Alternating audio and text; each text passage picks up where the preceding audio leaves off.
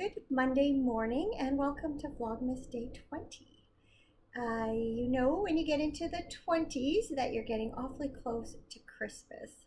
And in fact, I had a bit of a panic attack last night. Shortly after I'd gone to sleep, I woke up and my heart was just pounding and I was lying there worrying about all the things I had to do today.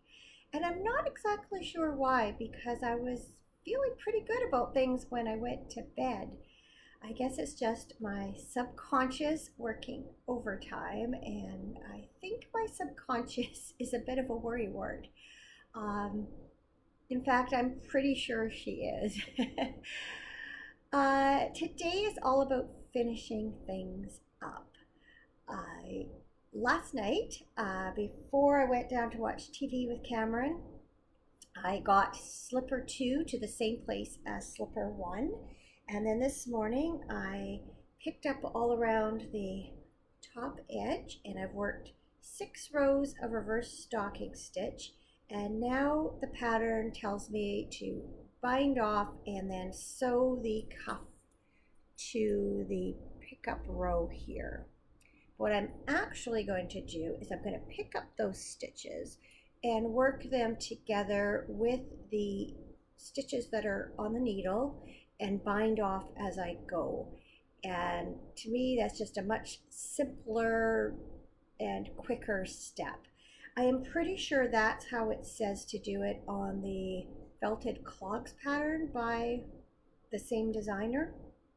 And in any case, I have done that numerous times before and it works just fine. So then slipper 1 will be done, and then it'll just be a matter of doing the same on slipper 2, and then I can felt them.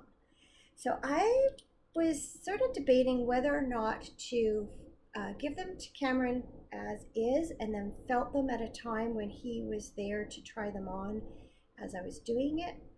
But I do have this other pair that I could compare it to. So I think I'm going to go ahead and felt these, and they should have enough time to dry before Christmas, and then he can wear them right away.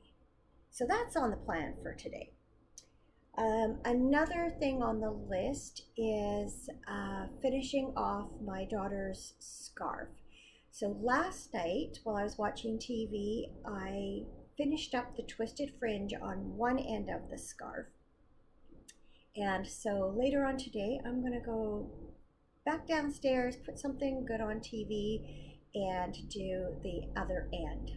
And I'm going to do it there while I'm watching TV because just the seat that I have down there and the way I can position myself and the distraction of the show is all just the perfect combination for getting that done. I was trying to do it up here sitting on the couch and it just was too awkward. So that's the plan. I'm also going to trim up the fringe on my sister's birthday scarf and I can get that wrapped up, ready to go. And then finally, I really want to get to Cameron's 12 beers of Christmas and wrap those up. So last year I had done up labels for all the cans and bottles, and I'm just going to use the same labels and just change up some of the wording and use that, and it'll be a lot simpler than last year when I had to start from scratch. So I had saved them to my computer, so I could just go in there, revise the labels, print them off, wrap them up, and then wrap up his box. So quite a bit. And on top of that, it's laundry day. I did just hear the first load in the washer has stopped, so I have to go switch loads over. But I'm feeling pretty good about things. I got up at a reasonable time and did my workout, and so had breakfast. So I feel like I've already got a lot accomplished today. So I think it's going to be a good one. Speaking of getting things accomplished, I finished my Cozy Mountain Christmas socks last night. So I am looking forward to wearing those either Christmas Eve or Christmas Day. I haven't decided yet. So yay for that. Let's go ahead right now and do day 20's Advent, and then I know that that's taken care of. So I've got it right here, and today's colorway is Dazzling, which is how the snow looks when the sun shines on it. It is really pretty with the snow still here, and like I said before, the roads are all clear, and we made sure to put some de-icer down on our driveway and walkways so that nobody slips and falls, because it's definitely icy out there. Oh, I didn't mean to peek, but I'm glad I did. It is gorgeous. Oh, another really, really pretty one. That is dazzling indeed. Looks like something out of Frozen, doesn't it? You can also see the sparkles. Pretty, pretty, pretty, pretty. All right, time to go change that laundry over and finish off slipper number 1. So I'll come back and I'll show it to you when I've finished. I'm coming to the end of the bind off, and I thought maybe I would just show you what I'm doing. I am not sure how well it's going to show up, but let's give it a try. So here's the stitch that I want to knit together with the stitch that's on the needle. So I'm just coming in from underneath it, and I'm going to slip that up onto my needle, and then I am purling it together with the stitch that's on the needle, and then I'm going to take this stitch and bind it off as I normally would. So again, I'm going to pick up this, oops, this stitch right here. So I'm coming from underneath it here, putting it on the needle,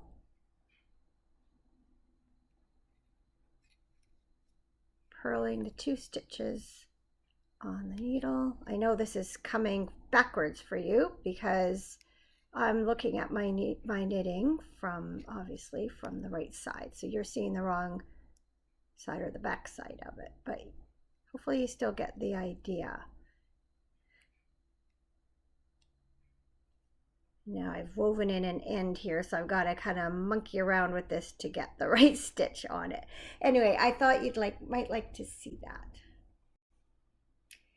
And there, I have done my last bind off, so I'm just going to cut the yarn about there, pull it through, and then I will attach it to the very beginning of my bind off and then weave in the end. So there. One big funny slipper is 99.9% done. One job I've been putting off all morning is to go outside and fill the bird feeders. I noticed both the regular seed and the suet have run out. I did put peanuts out this morning, so they're not starving, but I think I better get out there. We are potentially getting more snow and or freezing rain beginning tomorrow night and into Wednesday morning, so I would like to make sure they're full before then. But before I do that, I'm going to do today something good because I'm about to eat one, and that is mandarin oranges. For us, mandarin oranges were always a part of Christmas. We always looked forward to when they arrived in the stores, and we always got one in our stocking. And so to me, mandarin oranges are synonymous with the Christmas season. So that's my something good for today.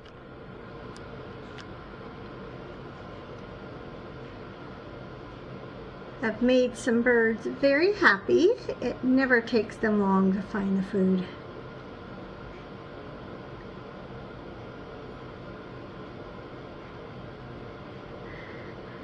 Some enjoying the peanuts I put out this morning.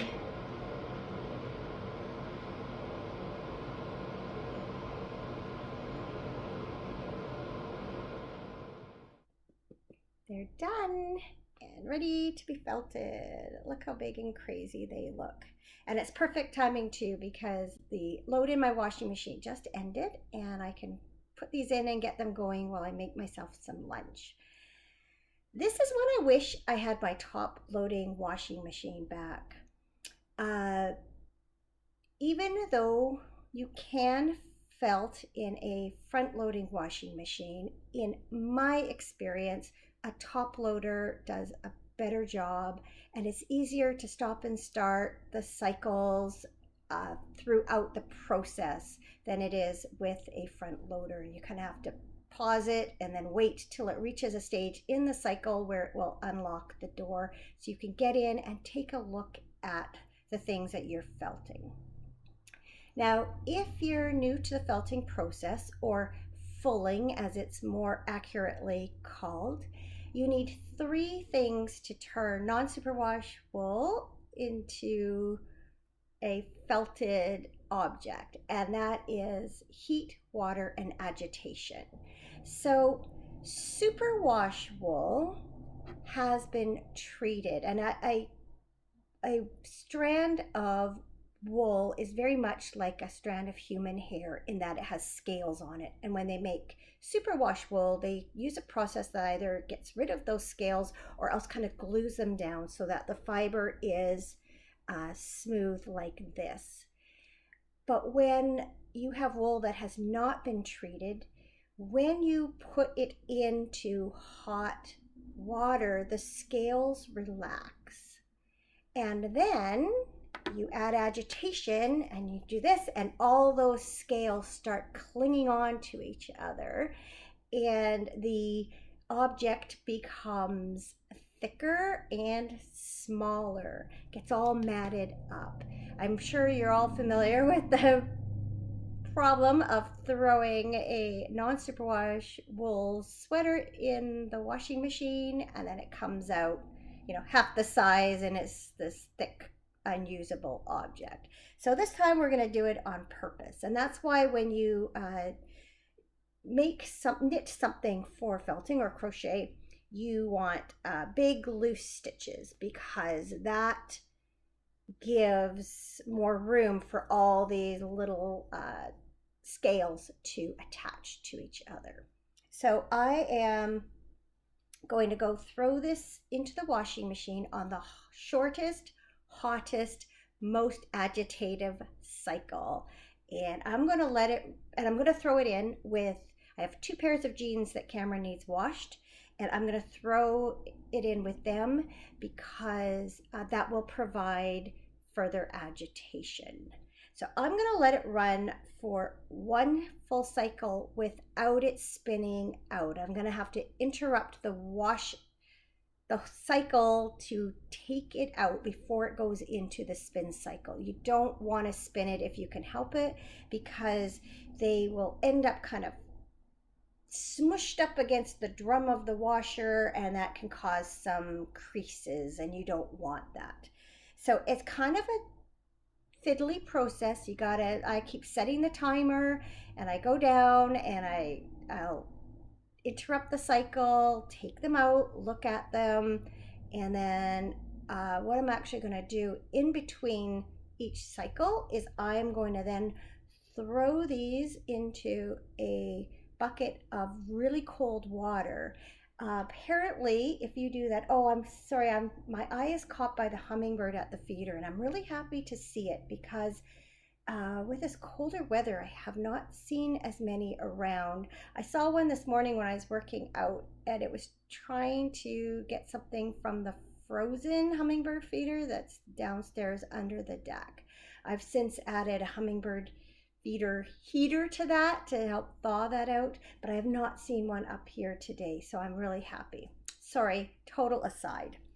Anyway, apparently one thing that's supposed to help the felting process is that you take the hot item out of the washing machine, you put it in cold water, and that again shocks those scales to make them come together again, and again apparently helps with the whole process.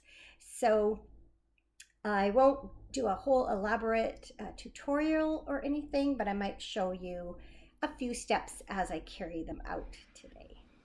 So I've put the slippers into a lingerie bag, and then you can see there's a couple pairs of jeans in there. And the reason I put it in there is it helps prevent a lot of extra fibers coming off them and clogging up their drain in your washing machine. Obviously, you don't want that to happen. And even though they are in a lingerie bag, they still do get a lot of agitation, and they will felt, so not to worry. So I'm just going to close that. And then you can see here, I've got hot water, cycle, fast, heavy, and I've taken the rinse off. So what I'm going to do is get this going. I'm going to put a little bit of wool wash in there. And then I'm going to set my timer for 10 minutes. And after that time, I'm going to come down, pause the washing machine, take the slippers out, put them into a cold bucket of water for a few minutes, and then I'll put them back in the washing machine on with the same settings, and I will keep repeating that process until they have shrunk down to the size that I want. So it's a little bit tedious. You got to kind of babysit them, but just wait till you see what happens. It's really cool. So it's about 12 minutes later, and even though the slipper is still big and bulky, you can see that it has started to felt, especially the cuff. In my experience, lighter colors seem to felt better than darker colors for some reason. So I'm going to go take this one and the other one and dunk them in that cold water and leave them there for a few minutes, and then I'm going to put them back in the washing machine and leave them for about another 10 or 12 minutes. You will see the second time around that they are really starting to felt up. The stitches are disappearing, especially there in the cuff.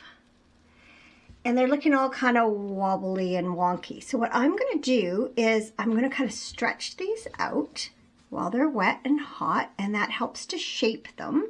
Then I'm going to dunk them back in the cold water and then repeat the process. But I'm probably going to start checking in on these now every 5 minutes, just so that they don't get past the point where they're over felted. This might be a little bit difficult to film with the camera in one hand, but I'm going to give it a go. So I've continued to put the slippers in the washing machine for 5-minute increments. I think I put them in for about 6 times altogether, and I have finally taken them out for the last time. So I have given this slipper a little bit of a stretch and a shape, and as you can see, it's approximately the same size as Cameron's existing slipper. Now this one looks deceptively small and squished, but the thing is that when the slippers are still wet, you can stretch them and shape them and mold them, and that is what I'm going to do now. But before I do that, I'm going to put both slippers in between 2 old towels, roll them up and squeeze as much water out of the slippers as I can, and then I will move on to that shaping step. So you can see that both slippers have been kind of stretched and molded into shape, and comparing it to Cameron's existing slipper, you can see that the length is the same. Even if they're a little bit tighter, they will loosen up with wear. And there is no right or left foot, but when you wear them consistently on the same foot, they shape to the wearer's foot, and there becomes a left and a right slipper. So here's why I don't like felting in a front loader as much. You can maybe see that this fabric is not really smooth. You can see it's kind of bumpy, wrinkly a little bit. Maybe you can see that in the sole there. In a top loader, I find that there is less of that it's a smoother felt. And also you can see those garter stitches still on the sole. And Not too bad. The upper felted pretty well. The idea is that all the stitches kind of disappear and just become one fabric. But that's one thing I find with a top loader, it just doesn't do as good a job for that. But they're certainly serviceable, wearable, and I know Cameron's happy to get a new pair because his have holes in them. So now I need to find a place to tuck these away to dry where he won't find them. Not that he'll go looking, but I don't want him to come across them by accident. It's been a long Vlogmas today. I've just finished editing everything to this point, and I think it's a good time to sign off.